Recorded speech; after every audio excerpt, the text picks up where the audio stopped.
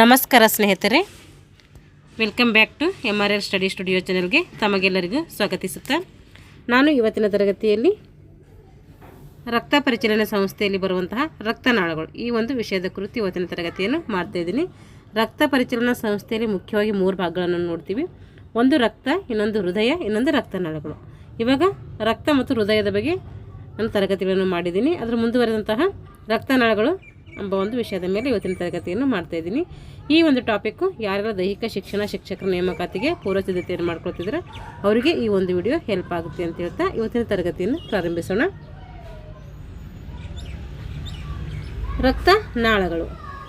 ಹೃದಯದಿಂದ ಹೊರದೂಡಲ್ಪಟ್ಟ ರಕ್ತವು, ಹೃದಯದಿಂದ ಏನು ಹೊರ ಹಾಕಲ್ಪಟ್ಟ ರಕ್ತವು ದೇಹದ ತುಂಬ ನಾಳಗಳಲ್ಲಿ ಏನು ಮಾಡ್ತಿದೆ, ಹರಿತಾ ಇರ್ತೈತೆ. ಅವುಗಳನ್ನು ನಾವೇನಂತೀವಿ, ರಕ್ತನಾಳಗಳು ಅಂತೀವಿ. ಹೃದಯದಿಂದ ಹೊರಹಾಕಲ್ಪಟ್ಟಂಥ ರಕ್ತವು ದೇಹದ ತುಂಬ ನಾಳಗಳ ಮುಖಾಂತರ ಹರಿತದೆ. ಅವುಗಳಿಗೆ ನಾವೇನಂತೀವಿ, ರಕ್ತನಾಳಗಳು ಅಂತೇಳಿ ಕರಿತೀವಿ. ಈ ರಕ್ತನಾಳಗಳಲ್ಲಿ ಅಪಧಮನಿಗಳು, ಅಭಿಧಮನಿಗಳು, ಲೋಮನಗಳು ಎಂಬ 3 ಪ್ರಕಾರಗಳಿವೆ. ರಕ್ತನಾಳಗಳಲ್ಲಿ ಏನಿದ್ದಾವೆ, ಅಪಧಮನಿಗಳು, ಅಭಿಧಮನಿಗಳು, ಲೋಮನಗಳು ಎಂಬ 3 ಪ್ರಕಾರಗಳು ಮುಖ್ಯವಾಗಿ ನಾವು ಕಾಣ್ತೀವಿ. ಮೊದಲನೇ ಬಂದ್ಬಿಟ್ಟು ಅಪಧಮನಿಗಳು. ಅಪಧಮನಿಗಳು ಏನು ಮಾಡಿವೆ, ಸ್ಥಿತಿಸ್ಥಾಪಕತ್ವ ಗುಣವನ್ನು ಹೊಂದಿವೆ. ಅಂದರೆ ಹಿಗ್ಗುವುದು, ಕುಗ್ಗುವಂಥ ಗುಣವನ್ನು ನಾವು ಹೆಂಗೆ ಬೇಕೋ ಹಂಗೆ ನಾವೇನು ಹಿಗ್ಗಿಸ್ಕೋಬೋದು, ಕುಗ್ಗಿಸ್ಕೋಬೋದು ಅಂಥ ಗುಣವನ್ನು ಏನು ಮಾಡಿದ್ವಿ, ಅಪಧಮನಿಗಳು ಹೊಂದಿದೆ. ಮಧ್ಯದಲ್ಲಿ ಇವುಗಳಿಗೆ ಕವಟಗಳು ಇಲ್ಲ. ಅಪಧಮನಿಗಳಿಗೇನಿಲ್ಲ, ಕವಟಗಳು ಇಲ್ಲ. ಇವು ಚರ್ಮದಿಂದ ಹೆಚ್ಚು ಆಳದಲ್ಲಿವೆ. ಅಂದರೆ ನಮ್ಮ ಚರ್ಮ ಇದೆಯಲ್ಲ, ನಮ್ಮ ಚರ್ಮಕ್ಕಿಂತ ತುಂಬ ಆಳದಲ್ಲಿ ಏನಿದ್ದಾವೆ ಅಪಧಮನಿಗಳು ಕಂಡುಬರ್ತವೆ. ಇವು ರಕ್ತವನ್ನು ಚಿಮ್ಮುತ್ತವೆ. ಅಪಧಮನಿಗಳು ಏನು ಮಾಡ್ತವೆ, ರಕ್ತವನ್ನು ಚಿಮ್ಮಿಸುತ್ತವೆ. ಇವು ಹೃದಯದಿಂದ ರಕ್ತವನ್ನು ಒಯ್ಯುವ ನಾಳಗಳು ಬಲ ಉತ್ರಕ್ಷಿಗಳಿಂದ ಏನು ಮಾಡ್ತವೆ, ಹೃದಯದಿಂದ ರಕ್ತವನ್ನು ಒಯ್ಯುವಂಥ ನಾಳಗಳು ಇರ್ತಾವಲ್ಲ, ಆ ನಾಳಗಳು ಬಲ ಉತ್ರಕ್ಷಿಗಳಿಂದ ಹೊರಡುವ ಪುಪ್ಪಸ ಅಪಧಮನಿಯನ್ನು ಹೊರತುಪಡಿಸಿ, ಅಂದರೆ ಪುಪ್ಪಸ ಅಪಧಮನಿಯನ್ನು ಬಿಟ್ಟು ಉಳಿದೆಲ್ಲ ಅಪಧಮನಿಗಳಲ್ಲಿ ಏನು ಮಾಡ್ತೈತೆ, ಆಮ್ಲಜನಕದಿಂದ ಕೂಡಿದಂಥ ರಕ್ತವು ಏನು ಮಾಡ್ತೈತೆ, ಇದು ಪರಿಚಯಿಸುತ್ತದೆ. ಅಂದರೆ ಆ ಕಡೆಲ್ಲ ಏನು ಮಾಡ್ತೈತೆ, ಇದು ಚಲಿಸ್ತೈತೆ ರಕ್ತ ಅಂತ ಅರ್ಥ. ಇದಕ್ಕೇನಂತೀವಿ ನಾವು ಅಪಧಮನಿಗಳು ಅಂಥೇಳಿ ಕರಿತೀವಿ. ಅಂದರೆ ಇದೇನು ಮಾಡ್ತೈತಿ, ಹೃದಯದಿಂದ ರಕ್ತವನ್ನು ವಿವಿಧ ಭಾಗಗಳಿಗೆ ಏನು ಮಾಡ್ತದೆ, ಬಲ ಉತ್ರಕ್ಷಿಗಳಿಂದ ಪುಪ್ಪಸ ಅಪಧಮನಿ ಒಂದು ಬಿಟ್ಟು ಉಳಿದ ಎಲ್ಲ ಅಪಧಮನಿಗಳಲ್ಲಿ ಏನು ಮಾಡ್ತೈತಿ, ಆಮ್ಲಜನಕದಿಂದ ಕೂಡಿದಂಥ ರಕ್ತವನ್ನು ಏನು ಮಾಡ್ತೈತಿ, ತಗೊಂಡು ಹೋಗ್ತೈತೆ ಇದು. ಇವಾಗ ಅಭಿಧಮನಿಗಳು. ಈಗ ಅಪಧಮನಿಗಳು ನೋಡಿದ್ವಿ, ಇವಾಗ ಅಭಿಧಮನಿಗಳ ಕಾರ್ಯ ಏನಂತ ನೋಡೋಣ. ಈ ಅಭಿಧಮನಿಗಳು ಏನು ಮಾಡ್ತಾವಂದರೆ, ರಕ್ತವು ಗುರುತ್ವಾಕರ್ಷಣೆ ವಿರುದ್ಧ ಹೋಗುವುದರಿಂದ ರಕ್ತ ಏನು ಮಾಡ್ತೈತೆ, ನಮ್ಮ ಗುರುತ್ವಾಕರ್ಷಣೆಗೆ ವಿರುದ್ಧವಾಗಿ ಚಲಿಸ್ತಾ ಇರ್ತೈತೆ. ಆ ಒಂದು ಗುರುತ್ವಾಕರ್ಷಣೆಗೆ ವಿರುದ್ಧ ಹೋಗುವುದರಿಂದ ಇಲ್ಲೇನಿರಲ್ಲ, ಕವಟಗಳು ಇರ್ತವೆ. ಇಲ್ಲೇನಿರ್ತವೆ, ಕವಟಗಳಿರ್ತವೆ. ಅಲ್ಲೇನಿರಲ್ಲ, ಕವಟಗಳು ಇರ್ತಿರಲಿಲ್ಲ. ಎಲ್ಲಿ ಅಪಧಮನಿಯಲ್ಲಿ ಕವಟಗಳಿಲ್ಲ, ಆದರೆ ಅಭಿಧಮನಿಗಳಿದೆ, ಕವಟಗಳಲ್ಲಿ ಇದ್ದಾವೆ. ಇಲ್ಲಿ ರಕ್ತವು ಏಕಪ್ರಕಾರವಾಗಿ ಚಲಿಸ್ತೈತೆ. ಅಂದರೆ ಒಂದೇ ದಿಕ್ಕಿನಲ್ಲಿ ಏನು ಮಾಡ್ತೈತೆ, ರಕ್ತ ಚಲಿಸ್ತೈತೆ. ಚರ್ಮಕ್ಕೆ ಅತಿ ಸಮೀಪದಲ್ಲಿವೆ. ಅವು ಏನಿದ್ದಾವೆ, ಅಪಧಮನಿಗಳು ಚರ್ಮದಿಂದ ದೂರವಿದ್ದವು, ಆದರೆ ಅಭಿಧಮನಿಗಳು ಏನಿದ್ದಾವೆ ಚರ್ಮಕ್ಕೆ ಸಮೀಪವಾಗಿ ಕಂಡುಬರ್ತವೆ. ದೇಹದ ಎಲ್ಲ ಭಾಗಗಳಿಂದ ಏನು ಮಾಡ್ತೈತೆ, ಇದು ಹೃದಯಕ್ಕೆ ಅಶುದ್ಧ ರಕ್ತವನ್ನು ತರುವ ರಕ್ತನಾಳಗಳಾಗಿವೆ. ಇವು ಏನಾಗಿವೆ, ದೇಹದ ಎಲ್ಲ ಭಾಗಗಳಿಂದ, ದೇಹದ ಪ್ರತಿಯೊಂದು ಭಾಗಗಳಿಂದ ಹೃದಯಕ್ಕೆ ಏನು ಮಾಡ್ತವೆ, ಇದು ಶುದ್ಧ ರಕ್ತ ತರೋದಿಲ್ಲ. ಇವು ಅಶುದ್ಧ ರಕ್ತವನ್ನು ತರುವಂತಹ ರಕ್ತನಾಳಗಳು ಅಭಿಧಮನಿಗಳಾಗಿರ್ತವೆ. ಇವು ಪುಪ್ಪಸ ಅಭಿಧಮನಿಯನ್ನು ಹೊರತುಪಡಿಸಿ ಉಳಿದೆಲ್ಲ ಅಭಿಧಮನಿಗಳಲ್ಲಿ ಏನು ಮಾಡ್ತೈತೆ, ಇಂಗಾಲದ ಡೈಆಕ್ಸೈಡ್ಗಳಿಂದ ಕೂಡಿದ ಅಶುದ್ಧ ರಕ್ತವನ್ನು ಏನು ಮಾಡ್ತೈತೆ, ಪರಿಚರಿಸ್ತೈತೆ. ಏನು ಮಾಡ್ತೈತೆ, ಪುಪ್ಪಸ ಅಭಿಧಮನಿ ಹೊರತುಪಡಿಸು ಉಳಿದ ಎಲ್ಲ ಅಭಿಧಮನಿಗಳಲ್ಲಿ ಏನು ಮಾಡ್ತೈತೆ, ಇಂಗಾಲದ ಡೈಆಕ್ಸೈಡ್ ರಕ್ತ ಚಲಿಸ್ತಾ ಇರ್ತೈತೆ. ಇವಾಗ ಅಭಿಧಮನಿ ಐತೆ. ನೆಕ್ಸ್ಟ್ ಬರೋದು ಲೋಮನಾಳಗಳು. ಇದು 3ನೇ ಪ್ರಕಾರ. ಇದರಲ್ಲಿ ರಕ್ತನಾಳಗಳಲ್ಲಿ 3ನೇ ಪ್ರಕಾರ ಯಾವುದಂದರೆ ಲೋಮನಾಳಗಳು. ಅಪಧಮನಿಗಳು ಮುಕ್ತಾಯವಾಗುವ ಅತಿ ಸೂಕ್ಷ್ಮ ನಳಿಕೆಗಳಿಗೆ ಏನಂತೀವಿ, ಲೋಮನಾಳಗಳು ಅಂತೇಳಿ ಕರಿತೀವಿ. ಅಪಧಮನಿಗಳಿಗೇನು ಎಂಡಾಗ್ತಾವಲ್ಲ, ಆ ಎಂಡಾಗುವಂಥ ಅತಿ ಸೂಕ್ಷ್ಮ ನಳಿಕೆಗಳಿರ್ತಾವಲ್ಲ, ಆ ನಳಿಕೆಗಳಿಗೆ ಏನಂತಾರಂತೆ, ಲೋಮನಾಳಗಳು ಅಂಥೇಳಿ ಕರಿತೇವೆ. ಇವು ಭಾಳಷ್ಟು ಚಿಕ್ಕ ರಕ್ತನಾಳಗಳು. ಏನು ಆದಷ್ಟು ಚಿಕ್ಕ, ಅಂದರೆ ಅತಿ ಚಿಕ್ಕ ರಕ್ತನಾಳಗಳಾಗಿರ್ತವೆ. ಇವು ಸಣ್ಣ ಅಭಿಧಮನಿಗಳಲ್ಲಿ ಏನಾಗ್ತವೆ, ಇವು ಪ್ರಾರಂಭವಾಗ್ತವೆ. ಸಣ್ಣ ಅಭಿಧಮನಿಗಳಲ್ಲಿ ಏನಾಗ್ತವೆ, ಲೋಮನಾಳಗಳು ಪ್ರಾರಂಭ ಆಗ್ತವೆ. ಎಲ್ಲಿ ಪ್ರಾರಂಭ ಆಗ್ತಂದರೆ ಅಭಿಧಮನಿಗಳೇ. ಎಲ್ಲಿ ಎಂಟಾಗ್ತವೆ ಅಂದರೆ ಅಪಧಮನಿಗಳಲ್ಲಿ ಏನಾಗ್ತವೆ, ಇವು ಎಂಟಾಗ್ತವೆ. ಶರೀರದ ಎಲ್ಲ ಭಾಗಗಳ ಅಂಗಾಂಶಗಳಲ್ಲಿ ಜಾಲಾಕಾರವಾಗಿ ಏನು ಮಾಡ್ತೈತೆ, ಈ ಒಂದು ಲೋಮನಾಳಗಳು ಹರಡಿಕೊಂಡಿದೆ. ಶರೀರದ ಎಲ್ಲ ಭಾಗಗಳಲ್ಲಿ ಶರೀರದ ಎಲ್ಲ ಭಾಗಗಳ ಅಂಗಾಂಶಗಳೇನಾಗಿದೆ ಜಾಲಾಕಾರವಾಗಿ ಹರಡಿಕೊಂಡಿದೆ. ಇವುಗಳ ಆವರಣ ತೆಳುವಾಗಿರುವುದರಿಂದ ಎಲ್ಲ ಕೋಶಗಳಿಗೆ ಏನು ಮಾಡ್ತೈತಿ ಇದು ಪೋಷಕಾಂಶಗಳನ್ನು ಹಂಚುವ ಮತ್ತು ಅವುಗಳಲ್ಲಿ ಬಿಡುಗಡೆಯಾಗುವ ಅನುಪಯುಕ್ತ ವಸ್ತುಗಳನ್ನು ತೆಗೆದುಕೊಂಡು ಬರ್ತೈತಿ. ಯಾವುದು ಲೋಮನಾಳಗಳು ಏನು ಮಾಡ್ತೈತಿ ಇದು ಎಲ್ಲ ಪೋಷಕಾಂಶಗಳನ್ನು ಹಂಚುತ್ತೈತೆ ಮತ್ತು ಅವುಗಳಲ್ಲಿರುವಂಥ ಅನುಪಯುಕ್ತ ವಸ್ತುಗಳನ್ನು ತೆಗೆದುಕೊಂಡು ಹೊರಗಡೆ ತರ್ತೈತಿ. ಯಾವುದು ಲೋಮನಾಳಗಳು. ಇವಾಗ ನೆಕ್ಸ್ಟು ರಕ್ತ ಪರಿಚಲನೆ. ರಕ್ತ ಪರಿಚಲನೆಯಲ್ಲಿ ಮುಖ್ಯವಾಗಿ 2 ಭಾಗಗಳನ್ನು ನಾವು ನೋಡ್ತೀವಿ. 2 ಭಾಗಗಳು ಯಾವುದಂದರೆ ಶಾರೀರಿಕ ರಕ್ತ ಪರಿಚಲನೆ ಅಥವಾ ದೇಹದಲ್ಲಿಯ ರಕ್ತ ಪರಿಚಲನೆ ಅಂತ ಕರಿತೀವಿ. 2ನೇದು ಶ್ವಾಸಕ ರಕ್ತ ಪರಿಚಲನೆ, ಇನ್ನೊಂದು ಪುಪ್ಪಸ ಪರಿಚಲನೆ. ಶಾರೀರಿಕ ರಕ್ತ ಪರಿಚಲನೆ ಅಂದ್ರೆ ಒಂದೇ, ದೇಹದಲ್ಲಿರುವ ಪರಿಚಲನೆ ಅಂದ್ರೂ ಒಂದೇ. ಶ್ವಾಸಕ ರಕ್ತ ಪರಿಚಲನೆ ಅಂದ್ರೆ ಒಂದೇ, ಪುಪ್ಪಸ ಪರಿಚಲನೆ ಅಂದ್ರೆ ಒಂದೇ. 2 ನೆನ್ಪಿಟ್ಕೋಬೇಕು ನಾವು. ಇವಾಗ ಮೊದಲನೇದು ಶಾರೀರಿಕ ರಕ್ತ ಪರಿಚಲನೆ ಅಂದ್ರೇನು ಅಂತೇಳಿ ನೋಡೋಣ.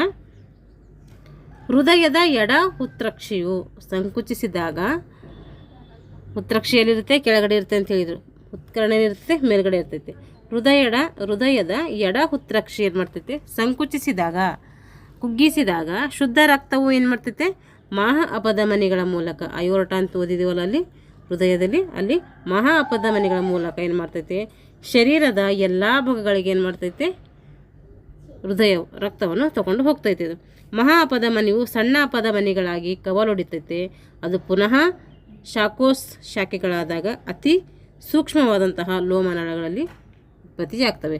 ಲೋಮನಾಳಗಳಿಗೆ ಅತಿ ತೆಳುವಾದಂಥ ಪೊರೆ ಇರುವುದರಿಂದ ಅಲ್ಲಿ ರಕ್ತದ್ರವ ಜೀವಕೋಶಗಳ ದ್ರವದಲ್ಲಿ ಏನಾಗ್ತದೆ ರಸವನ್ನು ವಿನಿಮಯಗೊಳ್ತೈತೆ. ಅಂದರೆ ಅಲ್ಲೇನಿರ್ತೈತೆ ಲೋಮನಾಳಗಳಲ್ಲಿ ಅತಿ ತೆಳುವಾದಂಥ ಪೊರೆ ಇರುವುದರಿಂದ ಅಲ್ಲೇನಾಗ್ತದೆ ರಕ್ತದ್ರವ ಆಗಿ ಜೀವಕೋಶಗಳ ದ್ರವದಲ್ಲಿ ರಸ ಏನು ಮಾಡ್ತದೆ ವಿನಿಮಯವಾಗಿ ನಡೀತಾ ಇರ್ತೈತೆ. ದೇಹದ ಎಲ್ಲ ಅಭಿಧಮನಿಗಳಿಂದ ಆ ಶುದ್ಧ ರಕ್ತವು ಸಾಗಿ, ದೇಹದಲ್ಲಿರುವಂಥ ಎಲ್ಲ ಅಭಿಧಮನಿಗಳಿಂದ ಏನು ಮಾಡ್ತದೆ ಅಶುದ್ಧ ರಕ್ತವನ್ನು ಸಾಗಿ ಬಂದು ಉಚ್ಚ ಮತ್ತು ನೀಚ ಅಭಿಧಮನಿಗಳ ಮೂಲಕ ಬಲ ಉತ್ಕರಣಕ್ಕೆ ಬಂದು ಏನು ಮಾಡಿರ್ತದೆ ಅಲ್ಲಿ ಸುರಿಸಲ್ಪಡ್ತೈತೆ. ಅಂದರೆ ಅಶುದ್ಧ ರಕ್ತ ಏನು ಮಾಡ್ತೈತೆ ಅಂದರೆ ಅಶುದ್ಧ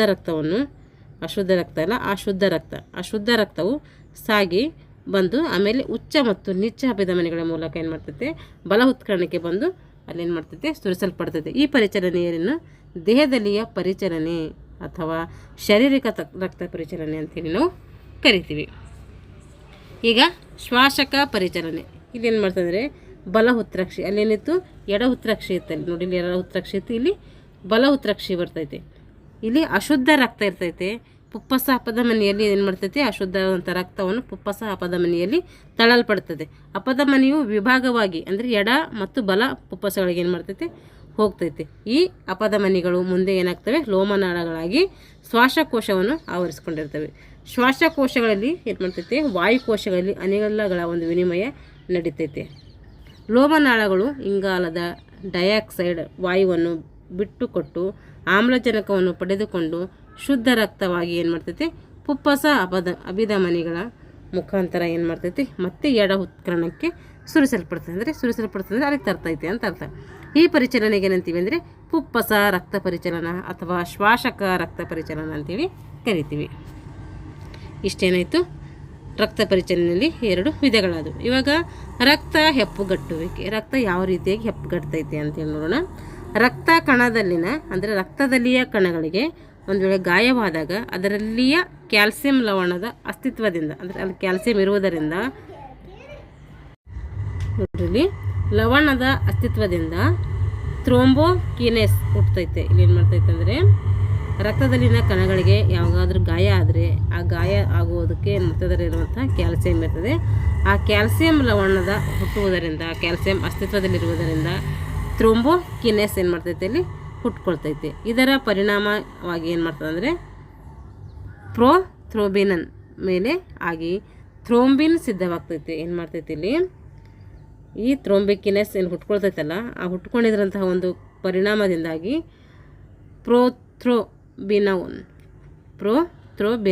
ಮೇಲೆ ಏನು ಮಾಡ್ತೈತೆ ಇದರ ಮೇಲೆ ಆಗಿ ಅಲ್ಲಿ ಥ್ರೋಂಬಿನ್ ಸಿದ್ಧವಾಗ್ತೈತೆ. ಅದರ ಮೇಲೆ ಏನಾಗ್ತೈತೆ ಅಂತೆ ಥ್ರೋಂಬಿನ್ ಹುಟ್ಕೊಳ್ತೈತೆ ಅಂತೆ, ಅಂದರೆ ಸಿದ್ಧಗೊಳ್ತೈತೆ, ರೆಡಿ ಆಗ್ತದೆ ಅಂತ ಅರ್ಥ. ಥ್ರೋಂಬಿನವು ಏನು ಮಾಡ್ತೈತೆ ಅದು ರಕ್ತದೊಳಗಿನ ಫಿಬ್ರಿನೋಜನ್ನೊಡನೆ ಕೂಡಿ ಫಿಬ್ರಿನ್ ಎಳೆಗಳು ಏನು ಮಾಡ್ತವೆ ಅಲ್ಲಿ ಸಿದ್ಧವಾಗ್ತವೆ. ಫಿಬ್ರಿನ್ ಮತ್ತು ರಕ್ತ ಕಣಗಳು ಸೇರಿ ಏನಾಗ್ತವೆ ಅಲ್ಲಿ ರಕ್ತವು ಹೆಪ್ಪುಗಟ್ತೈತಿ. ರಕ್ತ ಹೆಪ್ಪುಗಟ್ಟಲಿಕ್ಕೆ ಯಾವ ಕಾರಣವಾಗ್ತವೆ, ಯಾವ ಎಳೆಗಳು ಕಾರಣ ಆಗ್ತವೆ ಅಂದರೆ ಒಂದು ಫಿಬ್ರಿನ್, ಇನ್ನೊಂದು ರಕ್ತ ಕಣಗಳು ಎರಡು ಸೇರಿ ಏನಾಗ್ತವೆ ರಕ್ತ ಹೆಪ್ಪುಗಟ್ಟಲಿಕ್ಕೆ ಸಹಕಾರಿಯಾಗ್ತವೆ. ಇಲ್ಲಿ ಈಗ ಇಷ್ಟು ನೋಡಿದ್ದೀವಲ್ಲ, ಏನು ರಕ್ತ ಪರಿಚಲನೆ ಸಂಸ್ಥೆ ಬಗ್ಗೆ ತಿಳ್ಕೊಂಡಿದ್ದೀವಲ್ಲ, ಅಲ್ಲಿ ನಾವು ಇಷ್ಟು ಒಂದು ಲೆಸನ್ ಮೇಲೆ ಏನೇನು ಅಂಶಗಳು ಗಮನದಲ್ಲಿ ಇಟ್ಕೋಬೇಕು, ಇಂಪಾರ್ಟೆಂಟ್ ಏನೇನು ಅಂತೇಳಿ ಇಲ್ಲಿ ಕೊಟ್ಟಿದ್ದಾರೆ. ಗಮನಿಸಬೇಕಾದ ಅಂಶಗಳಲ್ಲಿ ಒಂದ್ಸರಿ ನೋಡ್ಕೊಳ್ಳೋಣ, ಹಾಗೆ ಆಮೇಲೆ MCQ ಬಿಡಿಸೋಣ. ಹೃದಯದಿಂದ ಶರೀರಕ್ಕೆ ಶುದ್ಧ ರಕ್ತವನ್ನು ಮೊದಲು ಹೊರಗೆ ತರುವುದು ಎಲ್ಲಿಂದ ಅಂದರೆ ಅದು ಎಲ್ಲಿಂದ ತರ್ತೀವಿ ಅಂದರೆ ಮಹಾ ಅಪಧಮನಿ, ಅಯೋರ್ಟ ಅಂಥೇಳಿ ಕರಿತೀವಿ. ಹೃತ್ಕಾರ್ಯದಿಂದ ಉಂಟಾದಂತಹ ಅಶುದ್ಧ ರಕ್ತವು ಕರೋನರಿ ಸೈನಸ್ ಎಂಬ ಅಭಿಧಮನಿಯ ಮೂಲಕ ಏನು ಮಾಡ್ತೈತೆ, ನೇರವಾಗಿ ಬಲ ಹೃತ್ತೋಟಿಯಲ್ಲಿರುವಂತಹ ಬೀಳುವ ಹೃದಯದ ರಕ್ತಾಭಿಸರಣಕ್ಕೆ ಆರ್ಥಿಕ ಅಭಿಸರಣ ಅಂಥೇಳಿ ಕರಿತೀವಿ. ಏನು ಮಾಡ್ತೀವಿ, ಹೃದಯ ಏನು ಕೆಲಸ ಮಾಡ್ತದಲ್ಲ, ಅದು ಕೆಲಸ ಮಾಡುವಾಗ ಅಶುದ್ಧ ರಕ್ತವು ಕರೋನರಿ ಸೈನಸ್ ಎಂಬ ಅಭಿಧಮನಿ ಇರ್ತೈತೆ, ಅದರ ಮೂಲಕ ಬಲ ಹೃತ್ತೋಟಿಯಲ್ಲಿರುವಂತಹ ಬೀಳುವಂತಹ ರಕ್ತವು ಏನು ಮಾಡ್ತವೆ ರಕ್ತಾಭಿಸರಣಕ್ಕೆ ಆರ್ಥಿಕ ರಕ್ತಾಭಿಸರಣ ಅಂಥೇಳಿ ನಾವೇನು ಮಾಡ್ತೀವಿ ಕರಿತೀವಿ, ಅಥವಾ ಹೃದಯದ ರಕ್ತಾಭಿಸರಣ ಅಂತೇಳಿ ಇದಕ್ಕೆ ಕರಿತೀವಿ. ಹೃದಯದ ಸ್ನಾಯುಗಳ ವೇಗವನ್ನು ನಿಯಂತ್ರಿಸಲು ಡ್ಯಾಶ್ ಎಂಬ ತಂತುಗಳಿರ್ತವೆ. ಅದರಲ್ಲಿ ವೇಗಸ್ ಮತ್ತು ಅನುಕಂಪಿತ ಎಂಬ ತಂತುಗಳಿರ್ತವೆ. ಏನು ಮಾಡ್ತವೆ, ಹೃದಯದ ಸ್ನಾಯುಗಳ ವೇಗವನ್ನು ಏನು ಮಾಡ್ತೇವೆ ಕಡಿಮೆ ಮಾಡ್ತೇವೆ, ಕಂಟ್ರೋಲ್ ಮಾಡ್ತೇವೆ, ನಿಯಂತ್ರಿಸ್ತೇವೆ ಅಂತ ಅರ್ಥ. ಯಾವುವು, ವೇಗಸ್ ಮತ್ತು ಅನುಕಂಪಿತ ಎಂಬ ತಂತುಗಳು. ಈ ತಂತುಗಳು ಸೈನೋ ಆಟ್ರಿಯಲ್ ನೋಡ್ ಎಂಬ ಹೃದಯದ ಭಾಗದಲ್ಲಿ ಒಳ ಸೇರ್ತವೆ. ಇವು ಎಲ್ಲಿ ಒಳ ಸೇರ್ತವೆ ಅಂತಂದರೆ ಸೈನೋ ಆಟ್ರಿಯಲ್ ನೋಡ್ ಎಂಬ ಒಂದು ಹೃದಯದ ಭಾಗದಲ್ಲಿ ಏನು ಮಾಡ್ತವೆ ಒಳಗಡೆ ಸೇರ್ತವೆ. ವೇಗಸ್ ತಂತವು ಏನು ಮಾಡಿದೀವಿ, ಹೃದಯದ ಸ್ನಾಯು ವೇಗವನ್ನು ನಿಯಂತ್ರಿಸುವುದು ವೇಗಸ್ ಮತ್ತು ಅನುಕಂಪಿತ ಅಂತ ನೋಡಿದೀವಲ್ಲ, ಅದರಲ್ಲಿ ವೇಗಸ್ ತಂತು ಏನು ಮಾಡ್ತದೆ ಅಂದರೆ ಪ್ರತ್ಯನುಕಂಪಿತ ಜ್ಞಾನ ಸಂಸ್ಥೆಯಿಂದ ಬಂದಿದೆ. ಇದು ಏನು ಬಂದಿದೆ, ವೇಗಸ್ ಎಂಬ ತಂತು ಪ್ರತ್ಯನುಕಂಪಿತ ಎಂಬ ಜ್ಞಾನ ಸಂಸ್ಥೆಯಿಂದ ಏನು ಮಾಡಿದೆ, ಇದು ವೇಗಸ್ ಬಂದಿದೆ. ಅದು ಹೃದಯದ ವೇಗವನ್ನು ಏನು ಮಾಡ್ತೈತಿ, ಕಡಿಮೆ ಮಾಡ್ತೈತಿ, ಹೃದಯದ ವೇಗವನ್ನು ಕಡಿಮೆ ಬರ್ತೈತಿ. ಹಾಗಾದರೆ ಹೃದಯ ಒಂದು ನಿಮಿಷಕ್ಕೆ ಎಷ್ಟು ಸಲ ಬಡ್ಕೊಳ್ತೈತಿ ಅಂದರೆ 72 ಸಲ ಬಡ್ಕೊಳ್ತೈತೆ. ಇದು ನೆನ್ಪಿಟ್ಕೋಬೇಕು, ಎಷ್ಟು ಸಲ ಬಡ್ಕೊತಂದರೆ 72 ಸಲ ಬಡ್ಕೊತೈತೆ. ಸೈನೋ ಎಂಟ್ರಿಯಲ್ ನೋಡ್ ಬಾಹ್ಯ ಅಂತಕ್ಕೆ ಇದು ಸೈನೋ ಎಂಟ್ರಿಯಲ್ ನೋಡ್ ಅಂದಿರೊಂದೇ, ಗಣ್ಣು ಅಂದಿರೊಂದೇ, ಬಾಹ್ಯ ಪ್ರೇರಣೆ ಇಲ್ಲದೆ ಏನು ಮಾಡ್ತಿದೆ, ಈ ಕೋಶಗಳ ಗುಂಪು ಪ್ರತಿ ನಿಮಿಷಕ್ಕೆ 70ರಿಂದ 80 ಪ್ರೇರಣೆಗಳು ಅಂದರೆ ಪ್ರತಿ 0.8 ಸೆಕೆಂಡ್ಗಳೊಂದರಂತೆ ಸ್ಪಂದಾನುಪದಿಯಲ್ಲಿ ಏನು ಮಾಡ್ತೈತೆ ಬಿಡುಗಡೆ ಹೊಂದೈತೆ. ಆಮೇಲೆ ಸೈನೋ ಎಂಟ್ರಿಯಲ್ ಗಣ್ಣಿಗೆ ಹೃದಯದ ಪೇಸ್ ಮೇಕರ್ ಅಂಥೇಳಿ ಕರಿತೀವಿ. ಸೈನೋ ಎಂಟ್ರಿಯಲ್ ಗಣ್ಣಿಗೆ ಏನಂತ ಕರಿತೀವಿ ಅಂದರೆ ಹೃದಯದ ಫೇಸ್ ಮೇಕರ್ ಅಂತೇಳಿ ಕರಿತೀವಿ. ಇದನ್ನು ಇಂಪಾರ್ಟೆಂಟ್ ನೆನ್ಪಿಟ್ಕೋಬೇಕು. ಹೃದಯದ ಫೇಸ್ ಮೇಕರ್ ಯಾವುದು ಅಂದರೆ ಸೈನೋ ಎಂಟ್ರಿಯಲ್ ಗಣ್ಣು ಅಂತ.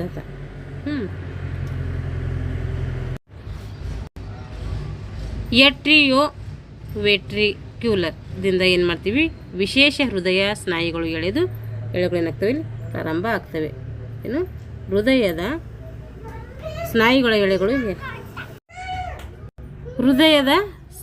ಎಳೆಗಳು ಎಲ್ಲಿಂದ ಪ್ರಾರಂಭ ಆಗ್ತವೆ ಅಂದರೆ ಎಟ್ರಿಯೋ ವೆಟ್ರಿಕ್ಯುಲರ್ದಿಂದ ಏನು ಮಾಡ್ತವೆ, ಎಳೆಗಳು ಪ್ರಾರಂಭ ಆಗ್ತವೆ. ಇದಕ್ಕೆ ಏನಂತೀವಿ, ಇದಕ್ಕೆ ಹಿಜ್ನ ಕಂತು ಅಂಥೇಳಿ ಕರಿತೀವಿ. ಏನಂತ ಕರಿತೀವಿ, ಇದಕ್ಕೆ ಹಿಜ್ನ ಕಂತು ಅಂಥೇಳಿ ಕರಿತೀವಿ. ಹೃದಯದಲ್ಲಿ ರಕ್ತ ಪರಿಚಲನೆ ನಡೆಯುವಂಥ ಕಾರ್ಯಕ್ಕೆ ಏನಂತೀವಿ, ಹೃದಯ ಕಾರ್ಯಚಕ್ರ ಅಂಥೇಳಿ ಕರಿತೀವಿ. ಇದಕ್ಕೆ ಏನಂತ ಕರಿತೀವಿ, ಹೃದಯ ಕಾರ್ಯಚಕ್ರ ಅಂಥೇಳಿ ಕರಿತೀವಿ. ಇದನ್ನು ಮಾಡ್ತಾ ಇದ್ದು ಹೃದಯದಲ್ಲಿ ರಕ್ತ ಪರಿಚಲನೆಯನ್ನು ನಡೆಸುವಂಥ ಒಂದು ಕಾರ್ಯ. ಹೃದಯದ ಕಾರ್ಯವು ಸೈನೋ ಏಟ್ರಿಯಲ್ ಗಣಿನಿಂದ ಏನು ಮಾಡಲಾಗ್ತದೆ, ಪ್ರಾರಂಭ ಮಾಡಲಾಗ್ತದೆ. ಹೃದಯದ ಕಾರ್ಯ ಏನು ಮಾಡ್ತೀವಿ, ಸೈನೋ ಏಟ್ರಿಯಲ್ ಗಣಿನಲ್ಲಿ ಏನಾಗ್ತೈತೆ ಪ್ರಾರಂಭ ಆಗ್ತೈತೆ. ಹೃದಯದ ಕಾರ್ಯ ಎಲ್ಲಿ ಪ್ರಾರಂಭ ಆಗ್ತದೆ ಅಂತ ಕೇಳಿದ್ರೆ ಅದು ಸೈನೋ ಏಟ್ರಿಯಲ್ ಎಂಬ ಗಣಿನಲ್ಲಿ ಏನು ಮಾಡ್ತೈತೆ ಪ್ರಾರಂಭ ಆಗ್ತೈತೆ. ಹೃತ್ರಕ್ಷಿಯು ಅಂಕುಚನ ಎಷ್ಟಾಗ್ತದೆ ಅಂದರೆ ಪ್ರತಿ ಸೆಕೆಂಡ್ಗೆ ಅದು 0.3 ಸೆಕೆಂಡ್ ಇರ್ತೈತಿ. ಹಾಗಾದರೆ ಪ್ರಸರಣ ಎಷ್ಟಿರ್ತೈತೆ ಅಂದರೆ 0.5 ಸೆಕೆಂಡ್ ಇರ್ತೈತಿ. ಅಂದರೆ ಹೃತ್ರಕ್ಷಿಯ ಅಂಕುಚನವು 0.3 ಸೆಕೆಂಡ್ ಮತ್ತು ಪ್ರಸರಣ ಎಷ್ಟಿರ್ತದೆ, ಅಂಕುಚನ ಅಂದರೆ 0.3, ಪ್ರಸರಣ ಅಂತ ಕೇಳಿದ್ರೆ 0.5. ಇವೆರಡು ನೆನ್ಪಿಟ್ಕೊಳ್ಬೇಕು, ಪ್ರಸರಣ ಮತ್ತು ಅಂಕುಚನ.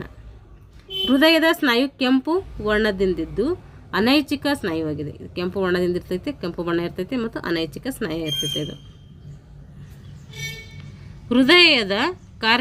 ಹೃದಯದ ಸ್ನಾಯು ಯಾವುದೇ ತಂತುವಿನ ಪ್ರೇರಣೆ ಇಲ್ಲದೆ ತನ್ನಿಂದ ತಾನೇ ತಾಳಬದ್ಧವಾಗಿ ಅಂಕುಚನ ಪ್ರಸರಣವಾಗುತ್ತದೆ. ಇದಕ್ಕೇನಂತೀವಿ ಅಂದರೆ ಸ್ನಾಯುಜನ್ಯ ಕಾರ್ಯ ಅಂಥೇಳಿ ಕರಿತೀವಿ. ಇಲ್ಲಿ ಹೃದಯ ಯಾವುದೇ ಒಂದು ನಾವು ಅಂದರೆ ನಾವು ಸ್ವತಃ ನಾವು ಏನು ಮಾಡೋಕ್ಕಾಗಲ್ಲ, ತಂತಾನೆ ಏನು ಮಾಡ್ತಾರೆ, ತಂತಾನೆ ನಿರ್ವಹಿಸ್ತಾ ಇರ್ತೈತಿ.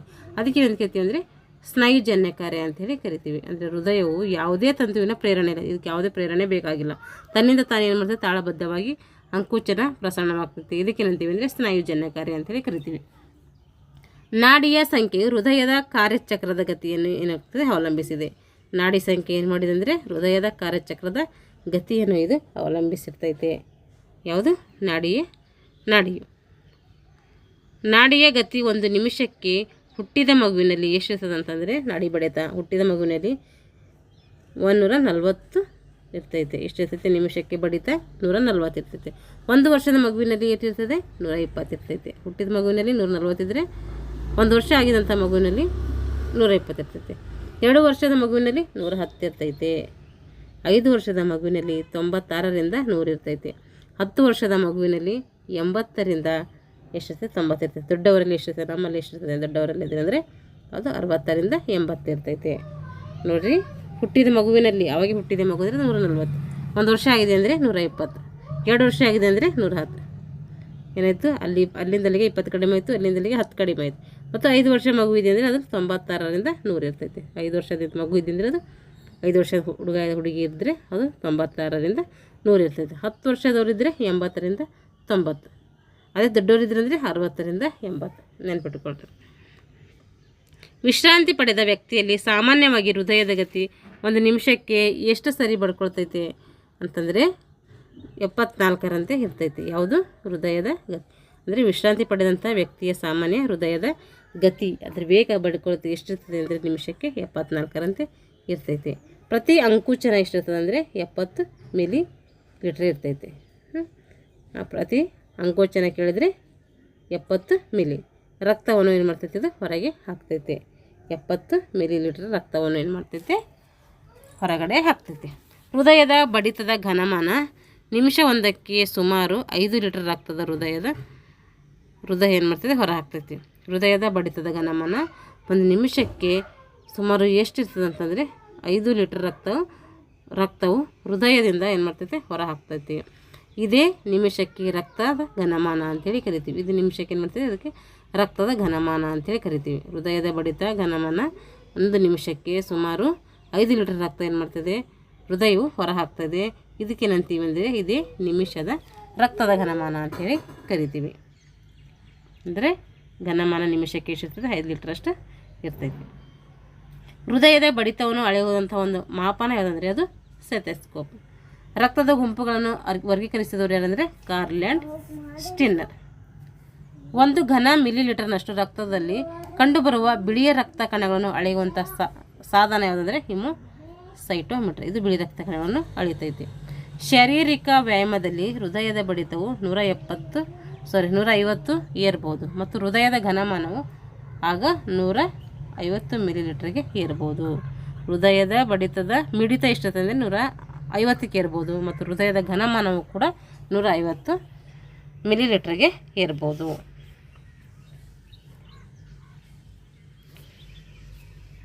ದೈಹಿಕ ಚಟುವಟಿಕೆ ಮಾಡುವಾಗ 1 ನಿಮಿಷಕ್ಕೆ 150 × 150 ಮಿಲಿಲೀಟರ್ ಅಂದರೆ 20ರಿಂದ 25 ಲೀಟ್ರಿಗೆ ಏನು ಮಾಡ್ತೈತೆ?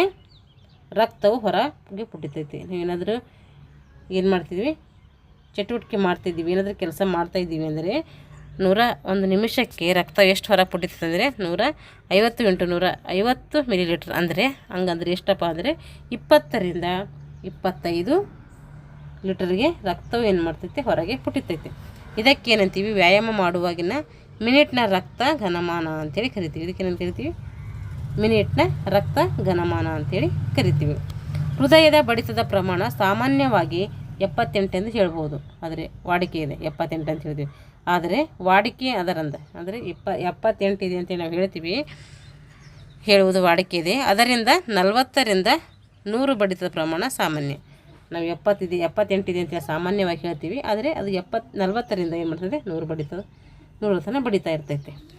ನಿಮಿಷಕ್ಕೆ ಹೃದಯ ಬಡಿತ ಹುಟ್ಟಿದ ಶಿಶುವಿನಲ್ಲಿ ಎಷ್ಟಿದೆ ಅಂದರೆ 120 ಇದ್ದರೆ ಬೆಳೆದ ವಯಸ್ಕರಲ್ಲಿ ಎಷ್ಟಿರ್ತೈತೆ 78 ಹೇಳ್ತೈತೆ. ಹುಟ್ಟಿದಾಗ ಮಗುವಿಗೆ ಹೃದಯ ಬಡಿತ ಎಷ್ಟು ಬಡಿತದಪ್ಪ ಅಂದರೆ 120 ಬಡಿತೈತೆ ಒಂದು ನಿಮಿಷಕ್ಕೆ.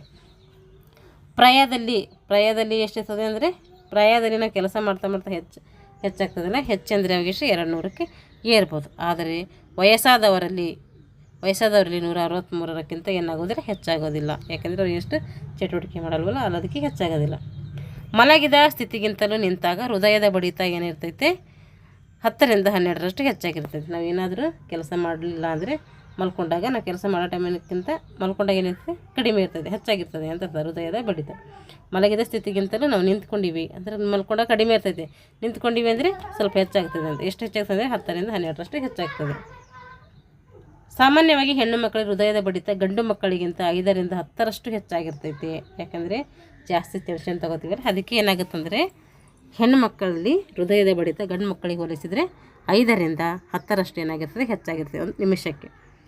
ಪ್ರತಿ ಚಿಕ್ಕದಾದಂತಹ ಕ್ಯಾನರಿ ಹಕ್ಕಿ ಇದೆಲ್ಲ, ಕ್ಯಾನರಿ ಹಕ್ಕಿ ಅತಿ ಚಿಕ್ಕ ಹಕ್ಕಿ ಯಾವುದಪ್ಪ ಅಂದರೆ ಅದು ಕ್ಯಾನರಿ ಹಕ್ಕಿ. ಆ ಹಕ್ಕಿಯ ಹೃದಯದ ಗತಿ ಎಷ್ಟಿರ್ತದೆ ಅಂದರೆ 1000 ಇರ್ತೈತಿ. ಅತಿ ದೊಡ್ಡ ದೇಹವುಳ್ಳಂತಹ ಆನೆ ಅದು ಕೇವಲ 25 ಇಷ್ಟೈತಿ, ಇದು 25ರಷ್ಟು ಇರ್ತೈತಂತೆ. ಭಾವನೆಯಲ್ಲೂ ವಿಶ್ರಾಂತಿ ಸ್ಥಿತಿಯಲ್ಲಿ ಹೃದಯದ ಮಿಡಿತ ನಿಮಿಷಕ್ಕೆ ಅಂದರೆ ಭಾವನೆಗಳಿರ್ತಾವಲ್ಲ, ಆ ಭಾವನೆಯಲ್ಲೂ ಕೂಡ ಹೃದಯದ ವಿಶ್ರಾಂತಿ ಇರ್ತದಲ್ಲ, ಆ ಒಂದು ಹೃದಯದ ಮಿಡಿತ ಎಷ್ಟಿರ್ತದೆ ಅವಾಗ ಅಂದರೆ 19 ಸಲ ಹೆಚ್ಚಾಗ್ತೈತಿ. ನಾವೇನಾದರೂ ಒಳ್ಳೆಯ ಭಾವನೆಗಳಾಗಿರ್ಬೋದು, ಕೆಟ್ಟ ಭಾವನೆಗಳಾಗಿರ್ಬೋದು, ಆ ಟೈಮಲ್ಲಿ ಏನಿರುತ್ತೆ 19 ಸಲ ಹೆಚ್ಚಿಸ್ಬೋದು. ಈಗ ಒಳ್ಳೆ ಖುಷಿ ಇದ್ದಾಗೂ ಕೂಡ ಹೃದಯ ಬಡಿತ ಹೆಚ್ಚಾಗ್ತೈತೆ, ದುಃಖ ಆದಾಗೂ ಕೂಡ ಹೃದಯ ಬಡಿತ ಆ ಟೈಮಲ್ಲಿ ಏನಾಗುತ್ತೆ ಹೆಚ್ಚಾಗುತ್ತೆ. ಎಷ್ಟು ಹೆಚ್ಚಾಗುತ್ತೆ ನಿಮಿಷಕ್ಕೆ ಅಂದರೆ 19 ಸಲ ಏನಾಗ್ತದೆ ಹೆಚ್ಚಿಗೆ ಮಾಡ್ಬೋದಂತೆ. ಶರೀರದ ಉಷ್ಣತೆ 26 ಡಿಗ್ರಿ ಸೆಲ್ಸಿಯಸ್ ಬಂದರೆ ಹೃದಯದ ಕಾರ್ಯ ಏನಾಗ್ತದೆ ಅವಾಗ ಹೀನವೆನಿಸುವಷ್ಟು ಅಂದರೆ ಕಡಿಮೆ ಸಂಖ್ಯೆಯಲ್ಲಿ ಮಿಡಿತದೆ. ಶರೀರದ ಉಷ್ಣತೆ 26 ಸೆಲ್ಸಿಯಸ್ ಡಿಗ್ರಿ ಬಂದರೆ ಅವಾಗ ಏನಾಗ್ತದೆ ಹೃದಯದ ಕಾರ್ಯ ಹೀನವೆನಿಸ್ತೈತೆ ಅಂದರೆ ಕಡಿಮೆ ಅನಿಸ್ತೈತೆ. ಸಾಧಾರಣ ಪ್ರಕಾರದ ವ್ಯಾಯಾಮದಿಂದ ನಾವೇನಾದರೂ ಸಾಧಾರಣ ವ್ಯಾಯಾಮಗಳು ಮಾಡ್ತಾಯಿದ್ದೀವಿ ಅಂದರೆ ಅವಾಗ ಹೃದಯದ ಮಿಡಿತ ನಿಮಿಷಕ್ಕೆ 10ರಿಂದ 40ರವರೆಗೆ ಏನಾಗ್ತದೆ ಹೆಚ್ಚಾಗ್ತೈತೆ.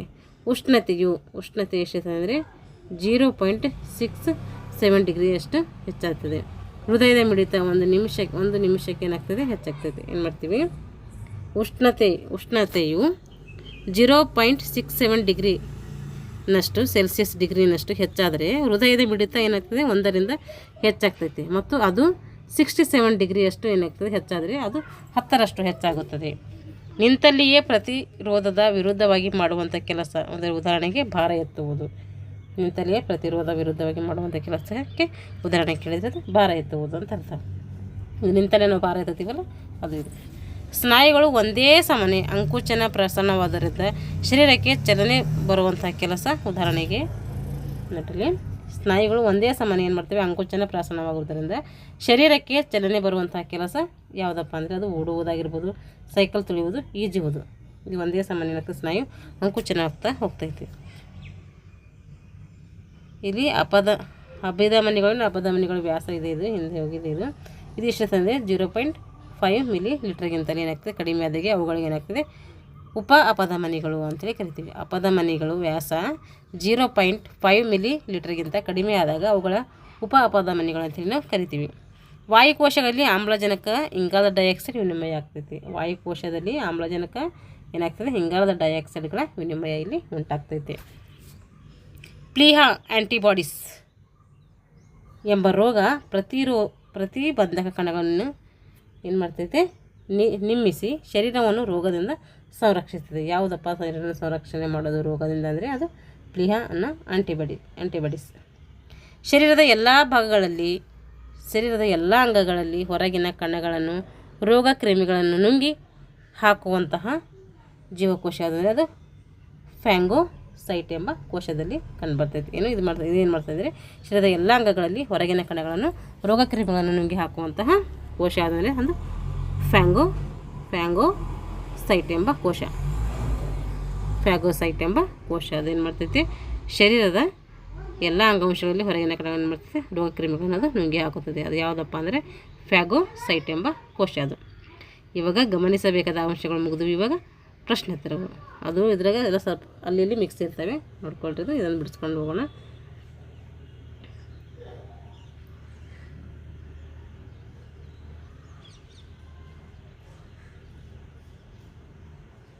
ಜಾಸ್ತಿನೇ ಅದಾವೆ, ಇದಕ್ಕೆ ಇನ್ನೊಂದು ವಿಡಿಯೋ ಮಾಡ್ತೀನಿ, ಯಾಕಂದರೆ ತುಂಬ ಲೆಂದಿ ಆಗುತ್ತೆ ವಿಡಿಯೋ. ಸಾಕಿದೆ ಇಲ್ಲಿಗೆ. ಇನ್ನೊಂದು ತರಗತಿಯಲ್ಲಿ MCQ ಬಿಡಿಸೋಣ. ಯಾರೆಲ್ಲ ಇನ್ನೂ ನಮ್ಮ ಚಾನಲ್ ಸಬ್ಸ್ಕ್ರೈಬ್ ಮಾಡ್ಕೊಂಡಿಲ್ವೋ ದಯವಿಟ್ಟು ಚಾನಲನ್ನು ಸಬ್ಸ್ಕ್ರೈಬ್ ಮಾಡಿಕೊಂಡು ವಿಡಿಯೋಗಳನ್ನು ವಾಚ್ ಮಾಡಿ. ಇಷ್ಟವಾದರೆ ಲೈಕ್ ಆ್ಯಂಡ್ ಶೇರ್ ಮಾಡಿ ಅಂತ ಹೇಳ್ತಾ ಥ್ಯಾಂಕ್ಸ್ ಫಾರ್ ವಾಚಿಂಗ್ ಆಲ್.